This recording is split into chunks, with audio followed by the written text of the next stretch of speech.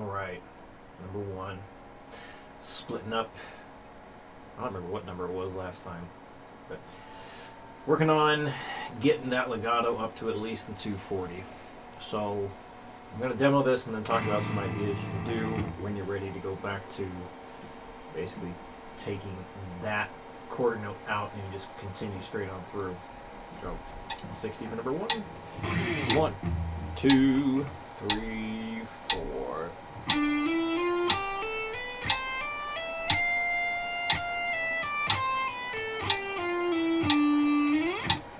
120, 1, 2, 3, 4. 180, 1, 2, 1, 2, 3, 4. 240, 1, 2, 1, 2, 3, 4. So that's the minimum speed you want to reach before you get rid of that quarter note and just go straight on through. But if you can go faster, once you hit that 240, definitely do so. So let's do 260. 1, 2, 1, 2, 3, 4. 280. 1, 2, 1, 2, 3, 4. 300. 1, 2, 1, 2, 3, 4. Okay. So now, so you're taking the that quarter note out again. So when you get to a point where, let's say you're at the 240 and you're doing it the old way,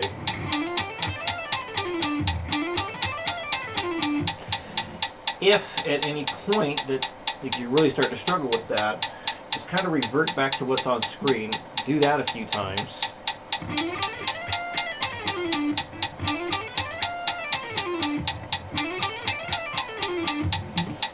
Do it that way. So kind of go back and forth between it while you're at that speed and see if that helps you just get over into that full 240 zone.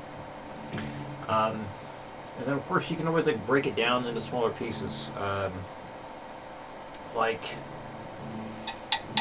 remember we focused on hitting that transition before. So just it was something like that.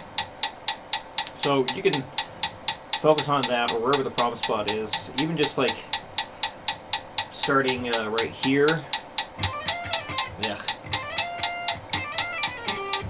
Good Lord, what's wrong with me? Jesus. Man, my muscle memory is just kicking my ass at that point. For starting there and then making the transition makes it a lot easier. So you might want to just do that. Basically, like break it down into small pieces. So, like, you know, maybe take a string or two off in the beginning, or maybe even the end, and just like add a little bit.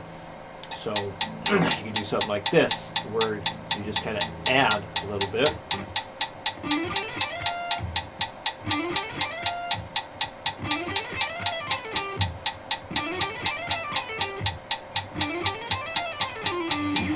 So yeah. And that's at the faster speeds, like when you get to that point where it's getting more and more difficult. All right, number 2. So yeah, we've done it before. So let's just jump right to the faster stuff. So like 180 is kind of the goal here. So that's the 16th note stuff. And again, like I'm telling you this, but still chase that accuracy, okay? Still chase that accuracy. So at 180, 1, 2, 1, 2, 3, 4. 1, 2, 3, 4.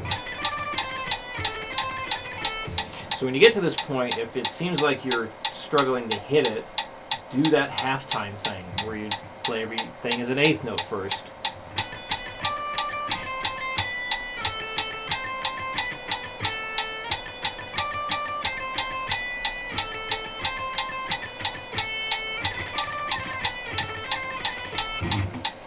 That makes it much, or is very helpful for me anyway, to do a halftime thing and then go into the full thing. So another thing you could do is just a bar, and just like repeat that first bar a few times.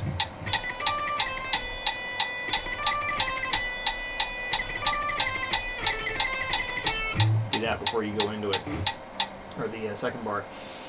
So just break it down to those smaller pieces. Now, let's say you get to, well, no, let's just leave it at that for right now, and just get where you can with it. And you know, if you reach the 180 or faster, watch the video and do like the slow it down thing and make sure you're hitting each note before time and not changing your fret, hand, finger at the wrong point either. Alright, number 3. So same idea. I mean, you can't really do a halftime thing here because, well, look, what are you going to do? Play 1.5 notes per beat? That would be a pain in the ass. But what you could do, let's say you're at the 240,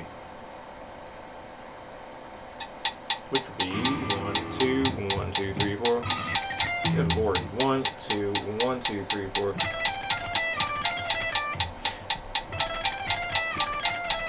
2, 3, 4. So you can do the 1 bar again.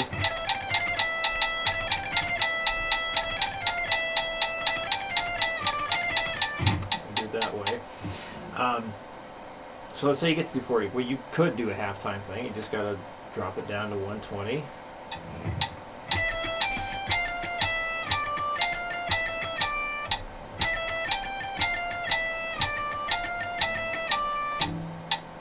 And then you can put on an 8th note thing real quick. Take it off.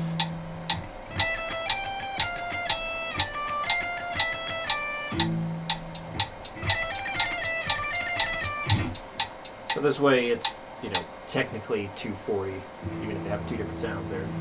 So going back and forth like that would be an okay thing too. Alright, let's review what you have done with this. Oh man. That's right. Well, I can just input it. Why not? Why not? So I want to review it here, so basically to remind you of what you have done and keep it as simple as possible.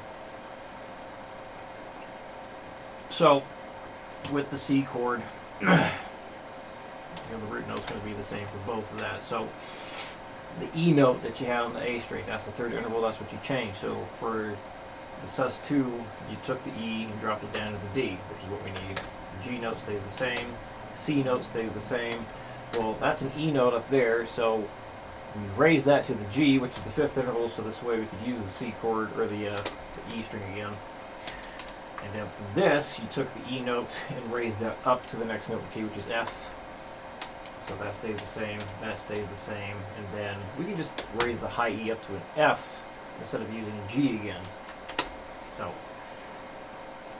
basically, for a lot of these things, you know, if you got the root note there, you know, that's going to look the same. But basically, whatever strings that you changed here, those are the strings you're going to change here.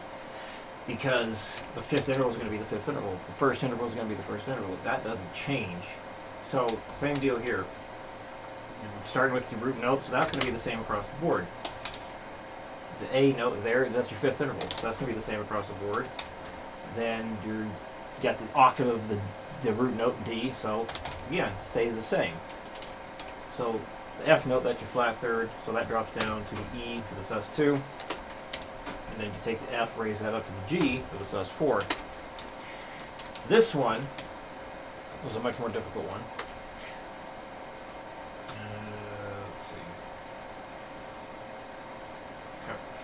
Let's see. So the E is going to be the same, high and the low. And then we got 5th interval there, that's going to be the same.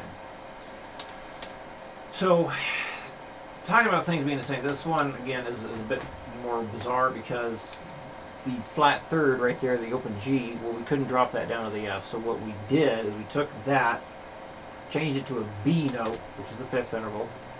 So this way we could use the G string. And then the open B string stayed the same. But the missing note is F, so the easiest place to put that is you took that E note there, raised it up to the F, and that got us the E sus flat 2.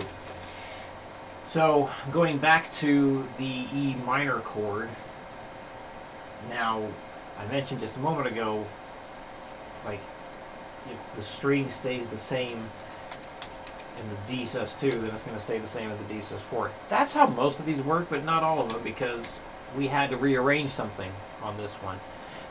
So again, for the most part, if the string didn't change on the sus2, it's not going to change on the sus4. This is one exception.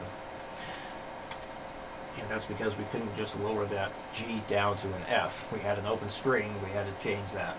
So, anyway. So the E note on the D string stays the same. And then G, you raise that up to the next open key, that's an A. So that gives us the E sus4. Now, if we were able to lower that G note down to an F, if we actually could, then things would most likely stay the same. Of course, we're dealing with 6 strings here, but anyway, that's how that's how you came across those chords. All right, now the F.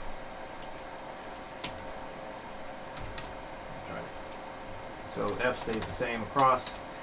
The A note there, that's the third, so you got to drop it down to the G for the sus2, raise the A up to the B for the sus sharp 4. If it was a suspended 4, it'd be a B flat. That is a sharp 4. So yeah, then the C stayed the same, F stayed the same.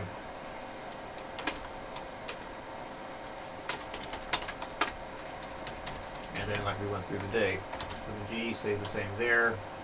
The only instance of that B note is right there. There's no other instance, so all you had to do was change that. So you took the B, dropped it down to the A, and then you took the B, raised it up to the C, and then the rest stays the same. So A minor, you get your A as the bass note, that stays the same. E is your fifth, that doesn't change. A, again, octave, stays the same. So your C is the flat third, so you took the C, dropped it down to a B for the sus2, and then you took the C, raised it up to the D for the sus4, and then open E, that's your fifth interval again. So again, there's only one instance of that flat third, so you only had to change it one time. C chord had an instance of the 3 happening twice, so you had to change both strings. Alright, and then here, as you did, you got that right, making these chords. So B note stays the same. The F note, that's your flat 5, that stays the same. Octave of the root note stays the same. So your flat third right there is your D. C comes before D, so you drop that down to that, which gives you the B sus flat 2, flat 5. And all the intervals being used are always right here in that mode information right there. So even this is telling you cannot have a suspended second, because what we have is a 1, flat 2, and a flat 5 being used.